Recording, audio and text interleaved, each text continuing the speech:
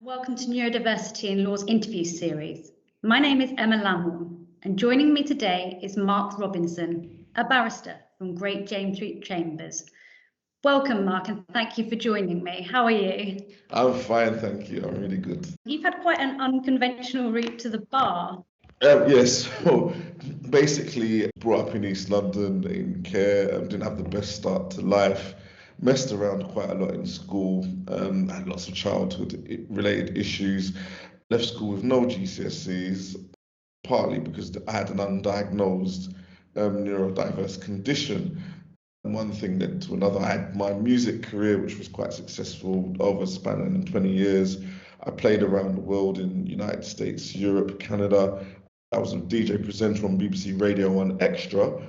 I produced some significant records and some remixes for David Guetta, Pitbull, and also had an album out with Ministry of Sound, a compilation album called Sounds of the UK Funky. Falling away from DJing due to my friend being stabbed in an event.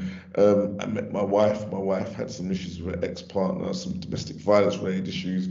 Me and her ex-partner unfortunately had an altercation. I ended up getting charged with assault occasioned actual bodily harm. It went up to Woolwich Crown Court in May of 2014, and I decided, because the barrister was meant to do my case, trial overrun, to represent myself, much against the judge's advice, but I did it. I took the complainant apart. The prosecutor took off his wig on the second day of trial, so I went to put it on my head, and then said I should consider to do this as a living.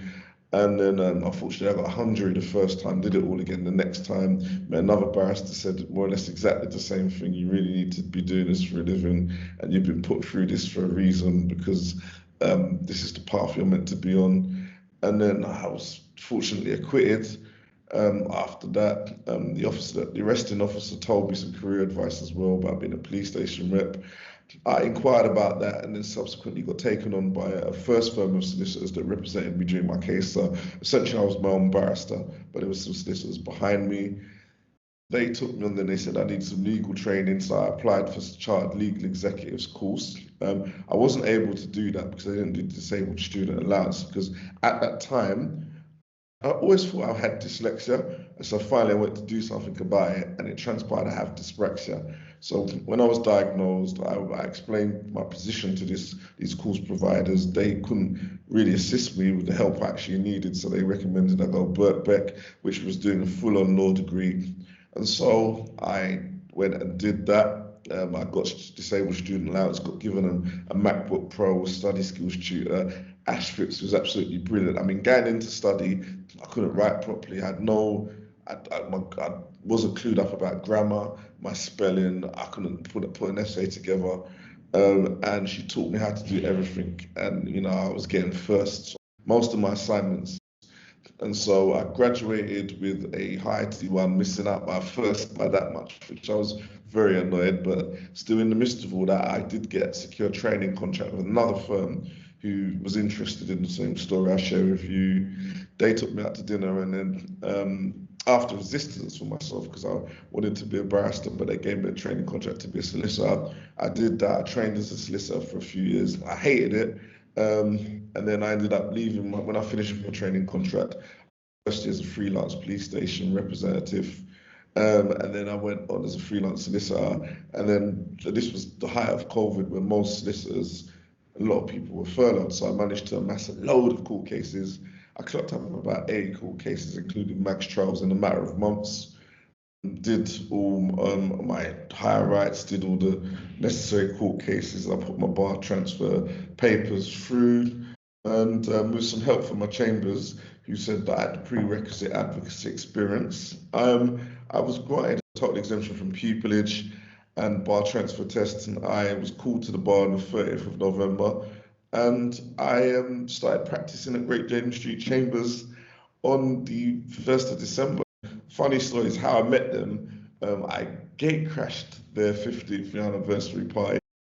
I said I'm going to come, and I went down there, and obviously they really got to like me. The senior clerks took me out to lunch, and we developed a relationship from there. But it's been amazing. The work I do is very varied work, very interesting work. definitely the best job in the world. I don't listen to the naysayers about that take issue with the criminal bar. I mean, people say, "Oh, there's no money there." There is, but it just depends how busy your practice is. And from experience, you get out what you put in, and I put in an awful lot to my job. So, and I love it. I think it's better than DJing as far as I'm concerned. That is an amazing career change. Were you scared about making the transition from DJ to solicitor barrister? No, because essentially it came about of representing myself, and I thought to myself, if I can do that for myself with all the pressure that entailed, imagine what I can do for someone else. And I just went into this with blind faith. I thought I must be doing this for a reason, and the doors just opened for me. Anytime that I thought, is this really for me? Another door's always opened, and I think I have to say this is the most happiest I've ever been professionally in my life. Oh, that's really good to hear. That's really reassuring to me as well, because I am a career changer. So I was a midwife before I then started studying at the bar. I was quite worried about, adapting and coming to the bar a little bit later on in life, but I have been, welcomed by everybody with great advice, which has made that transition just a little bit smoother. And the opportunities, you've just got to take them when they come, don't you? No, definitely. With the bar, I mean, I didn't realize there was so much opportunities. So I do a range of work like inquests and inquiries, extradition. I'm doing private advice for a potential murder investigation at the moment. I'm on the government legal department panel. I'm on TFL prosecution panel, which is regulatory, where I do licensing. I've done some business rates cases, and it's very, very interesting, and it's diverse, and you'll be surprised of what you can actually get up to, which goes well beyond actually being in a courtroom every day. Thank you for that. That's great. Really fascinating to hear. I just want to take you back to your diagnosis with dyspraxia. I read that you got diagnosed in 2015 at the age of 40. Is that right? That's correct, yeah. Just tell me a little bit about how that came around, how you got that diagnosis, please. I always thought that I had dyslexia. My spelling was a bit dodgy. My handwriting was a bit dodgy. Oh, more worse than dodgy. It's just not legible. And my dancing contact skills and everything. But I just thought dyslexia. Then I used to have counselling. When I was going through my trial, I started suffering from some depression. So I had counselling provided to me by Mind, which is the famous, renowned mental health organisation across the country. So the counsellor suggested I might have dyspraxia. And when I told her my symptoms, and I got assessed for dyslexia, it came back no. And they also suggested I had dyspraxia. So I found an educational psychologist in Bethnal Green, and I got assessed by him, and he took me through various tests. And he said, you've got a diagnosis, and it all of a sudden answered so much questions, because I didn't know it was developmental coordination disorder, because I'd just been labelled as clumsy and stupid. So my dancing would make Michael Jackson turn in his grave. And if I play football, that ball's guaranteed to smash through your window. As for throwing and catching, it's embarrassing. So all these things, but I realised what kind of were the problems. It was almost like I felt free when I was told, because I thought, right, what can I do now this has been diagnosed? And I can park the things I can't do or I'm not good at over there. It's not that I won't try them. I'll still go out and try to dance in the club. I'll look a fool, but there you go. But I thought, where can I play to my strength? So the actual educational psychologist said, look, verbal reasoning, you're in the top 4% of the country. And of course, a natural skill set that a barrister needs to have is verbal reasoning. So words are, as I found out, very, very important. And one thing I'm good at is speaking. So that ticked the box. And then just even down to working patterns with a job, maybe it's traits of dyspraxia, but I get bored very easily. And so the solicitor work, sitting in an office every day, I was getting mad. With the barrister job, I can be anywhere in the country at any given time. I've been sent to Birmingham, Stoke-on-Trent, Portsmouth. I've done trials, and Leeds. Now it doesn't matter to me, and the reason it doesn't matter is because I thrive off of that lastminute.com. I can't do normal, I can't do boring, and my brain just doesn't like it. But when it comes to challenging situations and cases, I generally thrive off of it. Dyspraxics are meant to be unorganized, but because I'm kind of, I know it could be a blind spot, I try to be super organized as much as I can be. Overcompensation helps me. I've not let it deter me from anything, and I've used it to my advantage. Given extra time in exams is an absolute godsend. All through studying, I had assistive technology. I had a Mac that I upgraded to. I was able to record lectures, and I developed strategies that enabled me to study better, faster, and read what I needed to read without reading endless books, which, because of my processing speed, is slow, and so my reading is not as fast as others. But I developed mechanisms where it's keyword searches, reading summaries, and it's something I've kind of kept with me even today during my working life. Of course, you need to be on top of things. You can't afford to miss things. But the point is that those strategies you develop to cope. So just off the back of that, Mark, I can relate, obviously, because I have ADHD and dyslexia. So I tend to overcompensate for everything. Apparently, people with ADHD are not organised. They're very last minute, whereas that's not me at all. I'm so early for appointments. It's unbelievable, just because I have that worry of being late, especially as a paralegal as well. In my preparation work for trials, I overcompensate for that. I look at absolutely everything in detail. I go back again, I double check just to make sure that I have done absolutely everything. And I think what makes neurodiverse candidates different is that we, think outside of the box, and in law it's a big advantage, especially. No, definitely.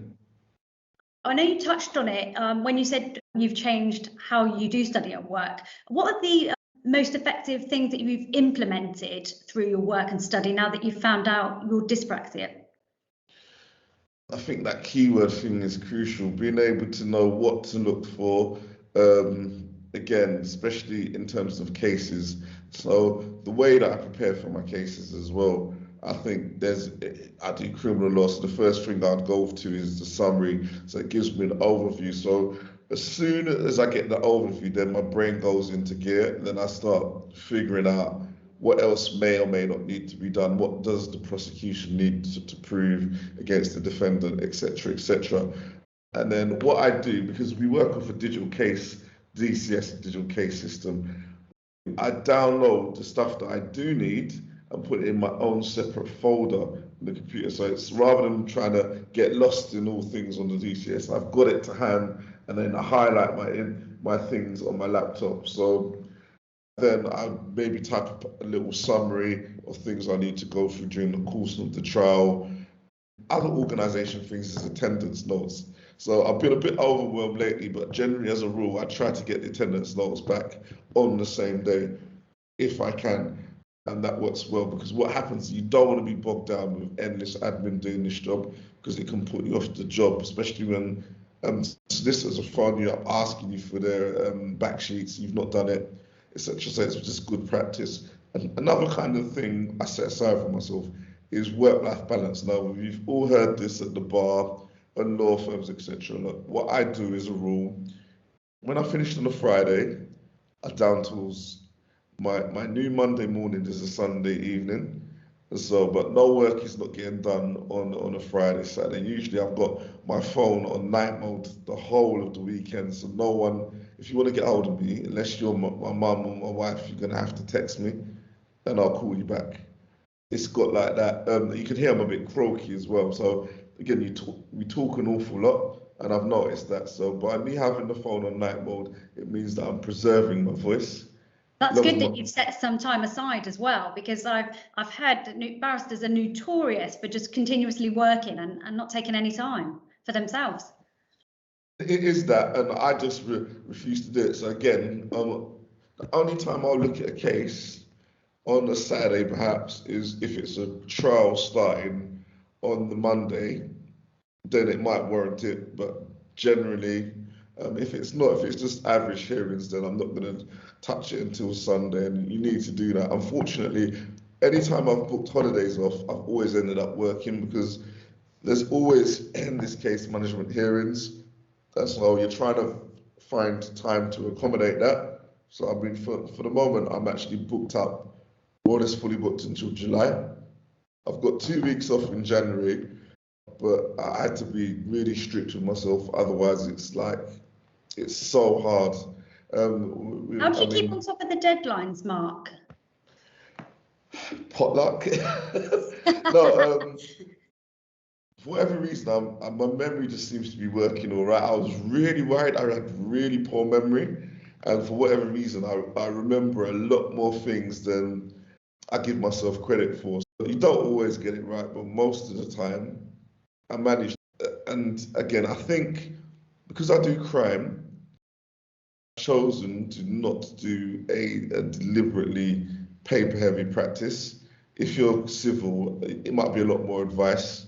But my thing is, I believe advocacy is an art form, and I like the art of going into court and being an advocate most days. I mean, at the moment, I'm trying to get out of court to catch up on things. I mean, I'm doing this murder advice at the moment, and it is maybe 1,000 documents. It's a lot to get through, and that's probably, reading-wise, it would be the most challenging thing I've done. It can be a lot, but I think people with disabilities such as mine, if you've got dyslexia, try to be mindful of that, of what you practice. And also, I found out that, look, as we all do, I don't know what area of law you want to practice in, but a lot of aspiring barristers have all these ideas. I'm going to do family, I'm going to do crime, I'm going to do this, I'm going to do that. And I had this. If you looked at my Chambers profile when I joined, I had family and media entertainment law and actions against the police and all these things. Guess what I've got now? Just crime, extradition, and inquests and inquiries. I can't do any more work. I cannot take on any more work. My diary is full. I respect my brethren and sistren at the bar who do multiple practice areas, but for me, and having a disability, it will tip me over the edge. Even now, I try to take more days off, or you see, if I've got one hearing, I try to tell the clerks that I just don't do anything more after that, and then have my afternoon free or have my morning free. I'm trying to do more CVPs now. Now that the buzz of going and rolling around in the court in a wig and gown's over, I ain't gonna lie, I still love it. But the initial buzz when you start, nothing beats it, your first jury trial. It'll always be a privilege, but maybe it's not so much a novelty because I do it all the time. I'm in Crown Court 90% of the time. And so I'm happy now to sit at home and do CVPs. And what that does is frees up time to do admin and time for yourself. So, I'll go to the gym, or I like cooking, I'll cook, or I'll walk my dog, or I'll spend time with my children, you know what I mean? So don't ever overload yourself. As and when you feel that you might be able to take some more work on, do it. But it's better, from my perspective at least, of how I manage to just stay in my lane and do what I do and try to do it to the best of my ability. That's really useful advice, Mark, and I'm sure that people listening will be able to relate to that and take something away from what you've just said. When I was reading your bio, I also noticed that you're a trustee for the Dyslexia Foundation. How did you become involved with the charity?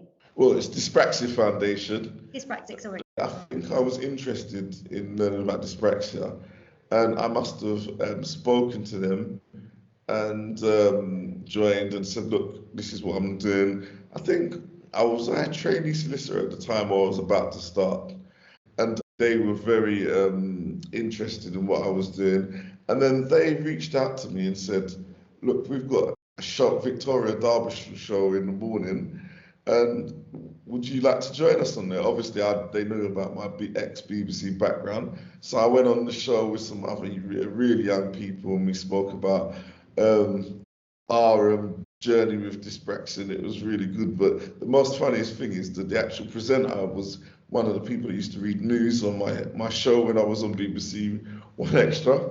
Oh, wow. But from then, they invited me down to do some talks for them. And then they asked me if I'd like to become on board as a trustee. And so I was a trustee on the foundation for a while. But what happened, because studying got so intense in 2019 and I wasn't having a good time with my training contract, I got under so much stress that I resigned from the board. Later on that year, I think end of 2019, they appointed me as an ambassador.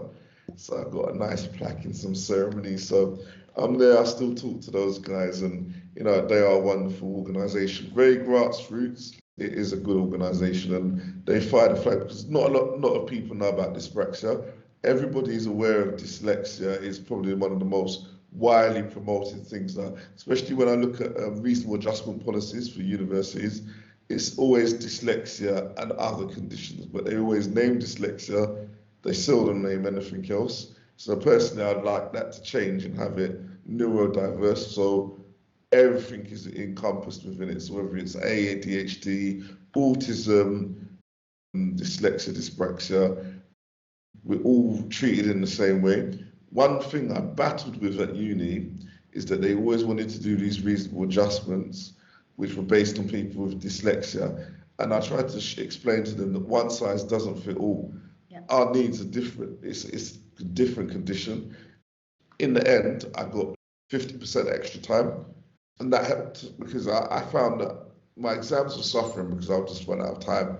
Again, my word processing is slow. I'm quite slow. So you need to look at the individuals and individual conditions. And again, memory, I think certain neurodiverse conditions affect your memory. So there should be more things of a book. Now, I can say this now because I'm not studying the course, but had I have done the bar course, and I did enroll on it, I nearly threw my toys out the pram and walked away from my LPC.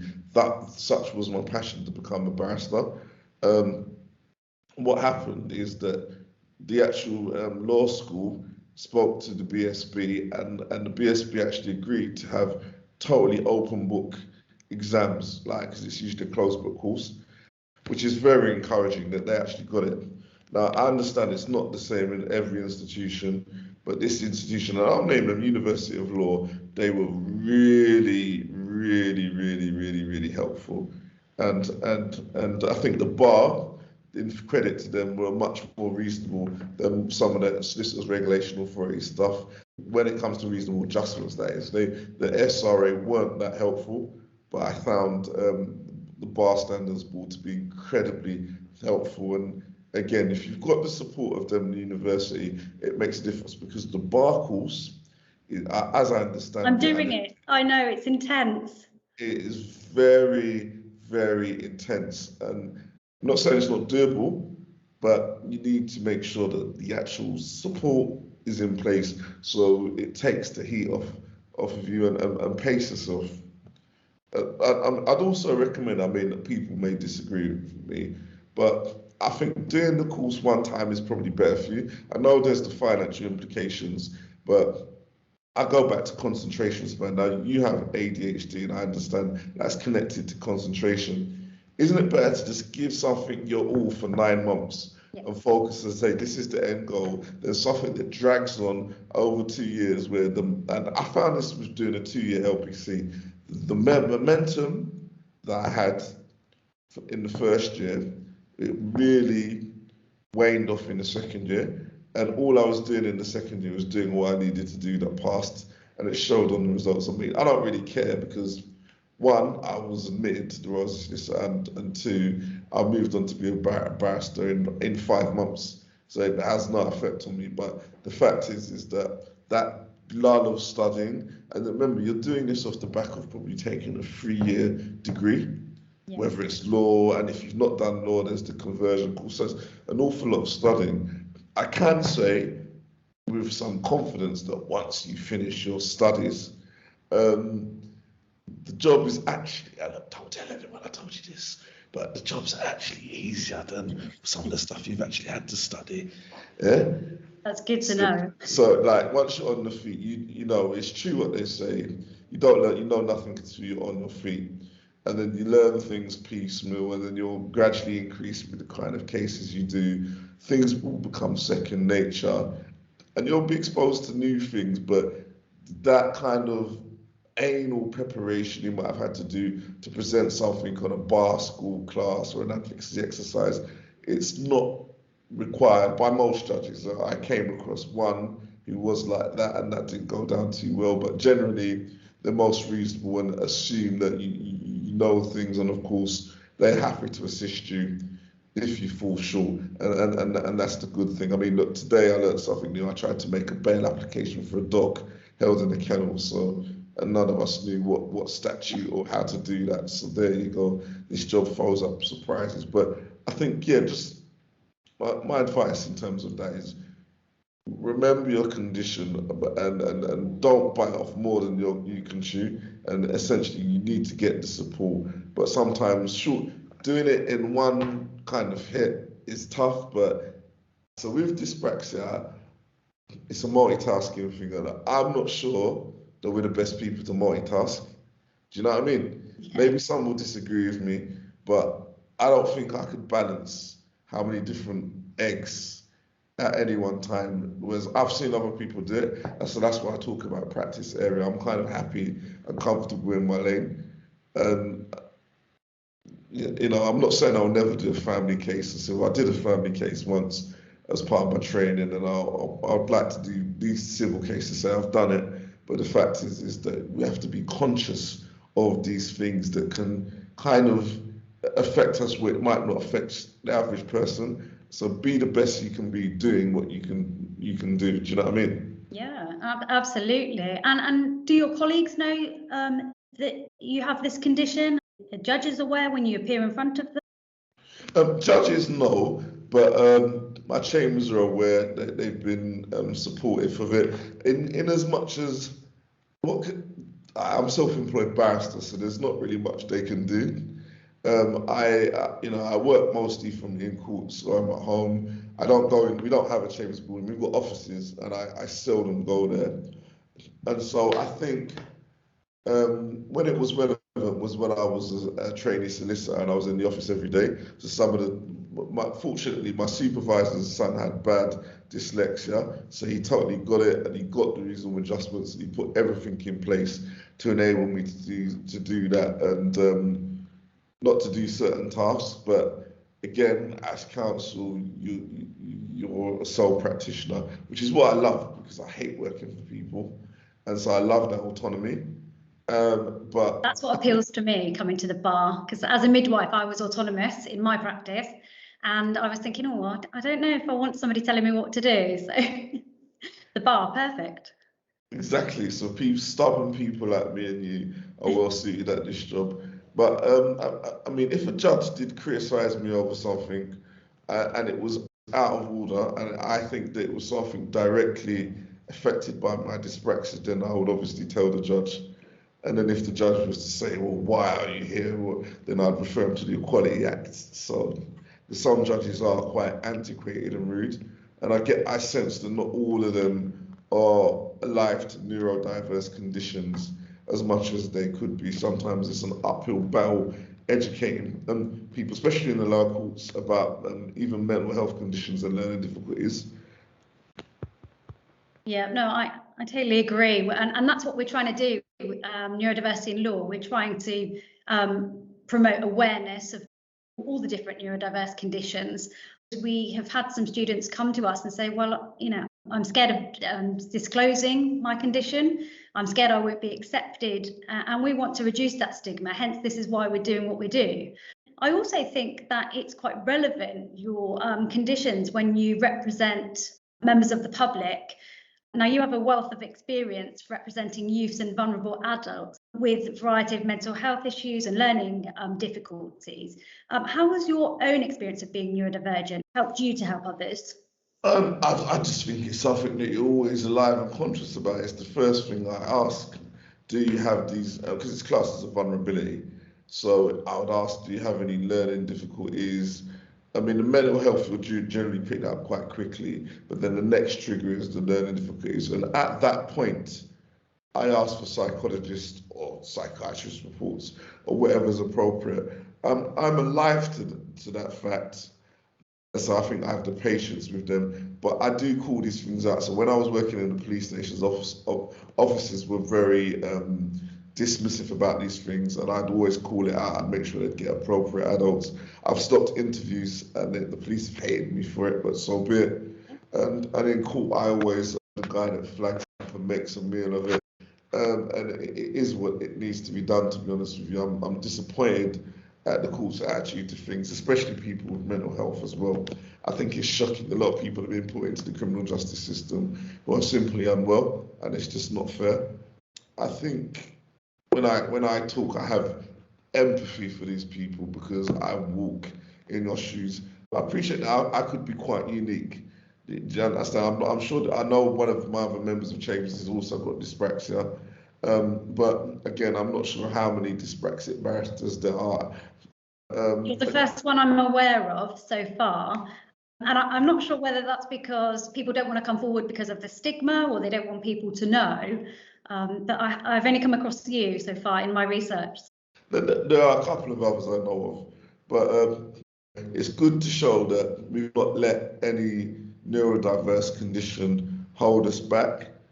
Again, some people are more severely affected, and so I wouldn't want a court thinking just because how we are where we are, everyone else is like that, and it doesn't affect them to the standard that at least they say it affects them. Do you know what I mean? Yeah, absolutely. I remember shadowing at the police station, and we were representing a youth with an appropriate adult, and he was sort of saying things such as, oh, I didn't think, or I didn't know, or I couldn't concentrate. And it just twigged with me, like, has he got a condition that we don't know about? With the support of my supervisor, I said to him, do you have ADHD? And he said, yes. And I just thought, we haven't even looked at that when we are advising you. That's something that's just come to light, which is really important for the officers in charge to know, because, they just thought he was a lad, a teen, when actually there's things behind it that has led to this event. So I actually learned an awful lot just shadowing at the police station, which I'm really grateful for. And we were able to help him. I'm not sure obviously what the outcome was, but just getting that officer to recognise that he had, a condition was the first step in helping him, really, because he was very vulnerable. I want to move on, Mark, just to ask your opinion, really, on how you think neurodiversity contributes to the legal market, or how could it contribute? In terms of the bar's been on this mantra about the bar needs to be a reflection of society. And so surely neurodiversity is a reflection of society. Just like you'd have Black and Asian candidates at the bar and other minorities, and you'd have the LGBTQ community at the bar. To me, it seems right that you'd have people with various degrees of neurodiversity. I know of a good friend of mine, and she has ADHD, and she practices at the bar. She's a junior like me. And again, I think, one, we have empathy for people that we come across. I do fear that a lot of people don't pick up on mental health and learning conditions, and I'm sorry to say it, but I do see it more than when people are arrested in the police stations. That seems to be an issue for me, at least. And then do you have any ideas on how we could address that going forward? I don't know if the questions are asked, but I think the questions need to be asked on a pro forma. Do you have any mental health conditions? Do you have neurodiversity conditions? And dyslexia, dyspraxia, ADHD. ADHD is quite common. Any of the above? If so, we're not going to go any further on a request an appropriate adult. Please don't do the checks enough. So that's the problem. And so when a solicitor comes there, because remember, not all neurodiverse things are visible or obviously visible.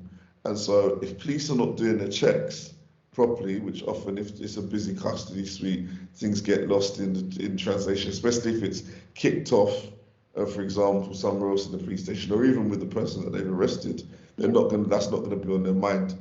So if the solicitors could do secondary checks to get this done. Also, I appreciate that there's been that advice work remotely to do police stations. I think that's changed now. But the fact of the matter is that everyone needs to check these things more. And again, when they come to court, it needs to be checked. I think the magistrates court, and then see if they can be better assisted. But I mean, in terms of that, again, I think with the bar having more people that have the skills to recognise these kind of diverse conditions, I think we personally, with the people with the conditions, are best equipped to see these kind of things. And I think the legal market generally needs to be far more supportive. I know that solicitors firms have to be because of the Equality Act, but a self-employed profession, I'm not sure how that can be better managed, because obviously the pupillage stage, yes, obviously the bar course, but once you're on your own, I don't know how I would say to a judge that I need extra time because I have a condition. I would draw that card if I had to, but I've not been in that position. I wonder how best to do that. But one who doesn't have a neurodiverse condition could be somewhat cynical and say, oh, well, they should take on less work. And that's not always practical. So we need to figure out how we can best equip ourselves. But I think assistive technologies as a wonderful thing. The things that you brought with you from uni is wonderful. I mean, look, you can't record things in court, but if you've got, what's that program? Remember Dragon? Dragon, yeah, I've used that, yeah. Where you could dictate your attendance notes. I don't do that anymore. I've actually really got into the habit of typing now, and I think that's a good thing. But there's no reason why you couldn't do that. But anything to kind of make your day easier. But again, back to my original thing is just be mindful of what you take on. There's some things that I have to accept that I probably wouldn't be good at because of my conditions in some areas of law that I probably wouldn't touch, because it'll be like, it's not that it's intellectually demanding, but it's the kind of volume and kind of concepts that might affect me. So everyone ultimately is individuals, and what affects one is not going to affect another. No, I understand. Good advice there. If you had a law student come to you, what would you advise them to do about disclosing their conditions on applications? I mean, naturally, you have to disclose your conditions. Now, one thing that's really frustrates me, I've met students that have not done so well in university, who've had conditions, and they've not disclosed it to the university because they're too embarrassed. You must disclose any condition like that. Even mental health conditions is very, very important, so you can get the support you need. The universities are taking all these thousands of pounds off you. That is your right. You've paid for it. You're not doing you a favour. You're not trying to take advantage. All you're doing is levelling up to someone who doesn't suffer from your same condition. It's very important. As in terms of application forms, as far as I'm concerned with law firms, they don't see it as a problem. They welcome and embrace diversity. I've been to something about Magic Circle firms, Silver Circle firms, and their diversity policies, and they were given, at one point, they were guaranteeing people first round interviews. So that's less of a problem. You still have to get the prerequisite grade, like a 2-1, but beyond that, I think that they're much more supportive. I personally think that you should be encouraged to put your condition down, because the problem is, it's not necessarily that you can't do the job, but it might affect your interview. Yeah. And that's my concern. And so these reasonable adjustments need to be made for your interview. And as I've said, the training for this, albeit the degree, the actual vocational course, whether it's the SQE now or the bar course or your pupillage or training contract here, is often going to be tougher than actually when you're on your final feet doing the job. And the interviews as well are very tough. They're meant to be tough. And I think that might put people at a disadvantage. And so that's why it's important that we get fair interviews. If nothing else, there needs to be reasonable adjustments made, or the marking criteria needs to be different for people with neurodiverse conditions, because we get anxious. There's lots of things that can trigger us, and we might be the best candidate for that. We might be the best people, you know what I mean? But it's that interview that they'll judge you off of, and to me, that's a problem. At Neurodiversity in Law, we're actually trying to reach out and see what policies are around interviews and see how candidates with neurodiverse conditions can be accommodated. And so far, we've had a lot of interest, which has been really good. But as you know, nothing changes overnight, does it? So it's a continued process, but at least we're now highlighting, neurodivergence in the rather than it being some sort of hidden, not spoken about topic. I mean, with the bar, it's kind of top down. So the INS and the BSB would definitely be the best people to implement their policies. Individual chambers, if they're told to do something, like they were told to change the pupillage award from 12,000 to nearly 19,000 pounds a year, then they have to do it, and that's that. Again, everything should be done to make sure that they have the most comfortable interview, and the interview technique needs to change. Some of those interviews are high pressured, people are backed up, and I wouldn't go as far as to say it's bullying, but some of those interviews I hear are very robust. I know they say barristers need to think on their feet, but just having 5 or 10 minutes to collect your thoughts so that you can give a coherent, structured answers, because sometimes you hear of the horror stories of a candidate didn't disclose their neurodiverse conditions because they were worried about what chambers would think. Then they get to the interview and they're pressured to interview, and then they can't perform at their best because, one, they haven't told the chambers, and two, they're under so much pressure that they just fall to pieces, which is wrong, because then they're not showcasing their best self.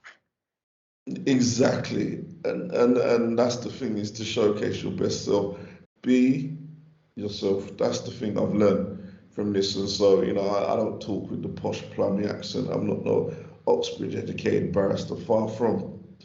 I'm my authentic self, and part of my authentic self is my dyspraxia. I just learned to accept me, who I am, and I think I've gone far because I'm very comfortable in my own skin. And so if your neurodiversity is part of you, it's who you are. And so don't be ashamed of it. Go in there and perform. What I see is that we excel in a lot of areas that the average person doesn't. So again, highlight your strength. Again, mine was verbal reasoning. I don't shut up. So. I'm the same. When I start talking, that's it. So I play to my strength. So again, it's very important, and I think that there needs to be some kind of code of conduct regarding treating people equally for interviews with neurodiverse conditions. Your organisation would be better at putting that into place than anything I could suggest, but I think that's a sensible way to deal with it. But people need to stop hiding these things.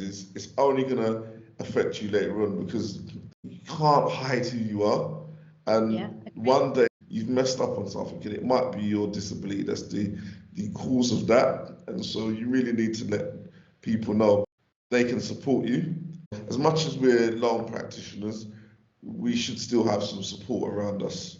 Do you know what I mean? Yeah, absolutely agree. And our organisation is slowly making some changes, putting things in place so candidates can feel comfortable disclosing, have that support of disclosing, obviously not feeling ashamed or embarrassed or, what anybody else will think. Hopefully we can still continue to make changes. I just want to ask you if you had any recommendations for the neurodiverse candidates.